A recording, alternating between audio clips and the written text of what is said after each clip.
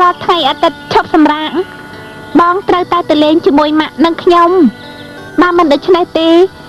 ខ្ញុំនឹងមករកបងនៅទីនេះមិនខាន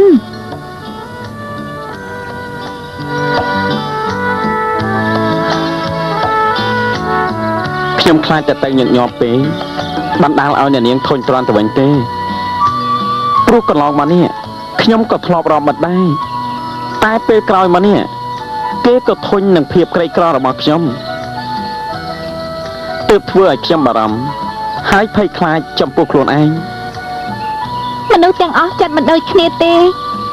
លោកប៉ាខ្ញុំមានដើមកំណើតជាអ្នកក្រគ្រួសារខ្ញុំពីដើមមកមិនដែលរាប់ញាតិតើតែមានទ្រព្យទៅបរិយៈនោះទេបានដូច្នេះខ្ញុំសូមអរគុណម្ដងទៀតចំពោះសមានចិត្តដែលគ្រួសារអ្នកនាងមានចំពោះខ្ញុំ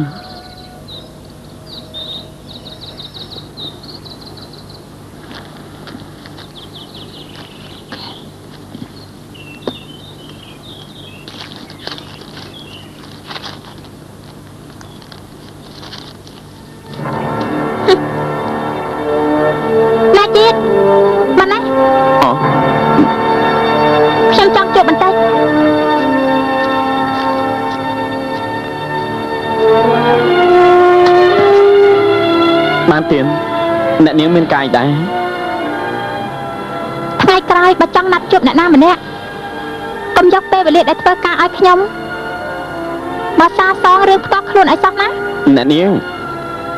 ខ្ញុំមិនដែលយកពេលវេលាធ្វើការជូនអ្នកនាងទៅចំណាយក្នុងរឿងផ្ទាល់ខ្លួននោះទេ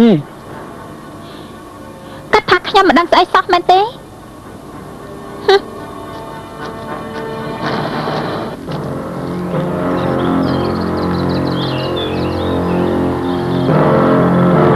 ម្នាក់នោះតែតាមដល់កន្លែងធ្វើការនោះយ៉ាងម៉េចដែរខ្ញុំបានជួបធីតានៅពេលសម្រាប់ផុតមកធ្វើការទោះជាយ៉ាងណាក៏ខ្ញុំបានព្យាយាមស្គាល់ខ្លួនឯងឲ្យបានច្បាស់បំផុតដែរព្រោះខ្ញុំមិនចង់ឲ្យអ្នកនាងក្រើនរំលឹកខ្ញុំគ្រប់ពេលវេលានោះទេមីងផាក៏បានដឹងច្បាស់ដែរថាខ្ញុំជួបជាមួយធីតានៅពេលណាហើយនៅកន្លែងណាបានណាស់ណោះចិត្តងាយរហ័សផ្លាស់ប្ដូរតំណែងតំណងតាមចិត្តមែននៅតែកេសីប្អូនស្រីខ្ញុំ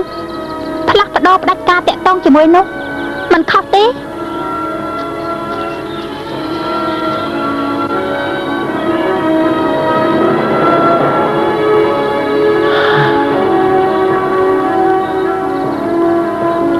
ខ្ញុំមិនទាន់ដាក់ចិត្តថាស្រឡាញ់ស្រីណាម្នាក់នៅឡើយទេសមាលីបើសិនជាខ្ញុំបានសម្រេចចិត្តវិញ